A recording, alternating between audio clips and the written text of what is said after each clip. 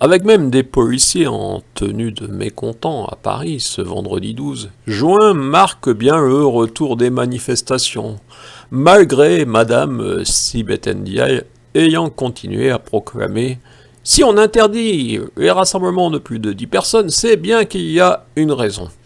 Ce qui est toléré pour certains peut-il être interdit pour les gilets jaunes ?» Quand aux Champs-Élysées, devant l'Arc de Triomphe et place Beauvau, des policiers manifestent pour défier le ministre de l'Intérieur, M. Christophe Castaner, que peut annoncer d'autre M. Emmanuel Macron dimanche qu'un changement de gouvernement?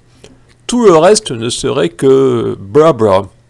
Ce vendredi 12, selon France Info, une cinquantaine de policiers ont donc manifesté, répondaient à l'appel des syndicats de Police Alliance et UNSA.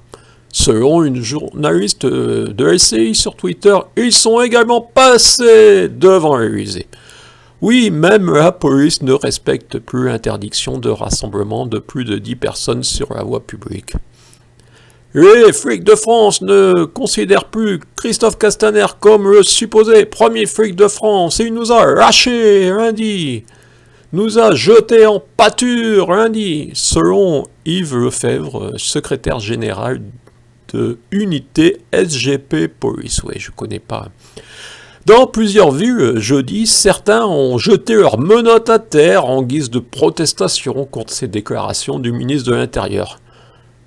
Car il a osé prôner la tolérance zéro contre le racisme dans la police et proclamer l'interdiction de certaines techniques d'interpellation. Je crois que au XXe siècle, Coluche avait déjà mis en avant un certain racisme dans la police. Je crois également que Coluche avait déjà pointé du doigt d'autres travers de notre société. Mais bon, il y a eu un accident de moto, je crois. Entre ces manifestations contre les violences policières et le racisme et les manifestations de soutien aux policiers, les gilets jaunes peuvent-ils vraiment ressurgir? Il semble quasiment impossible que dimanche, le président Emmanuel Macron annonce des élections législatives anticipées.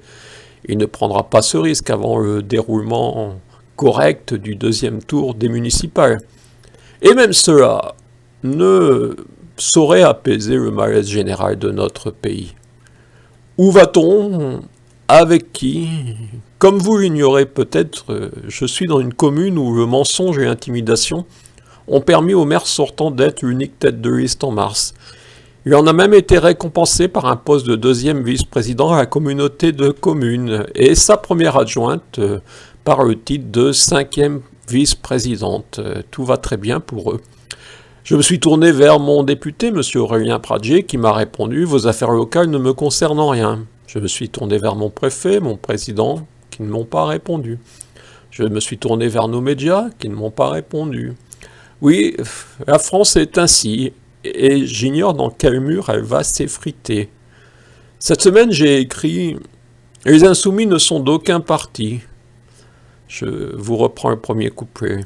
Les Insoumis ne sont d'aucun parti, ne défilent sous aucune banderole, et ne sont pas de ceux qu'on enrôle, des discours des raccourcis se méfient.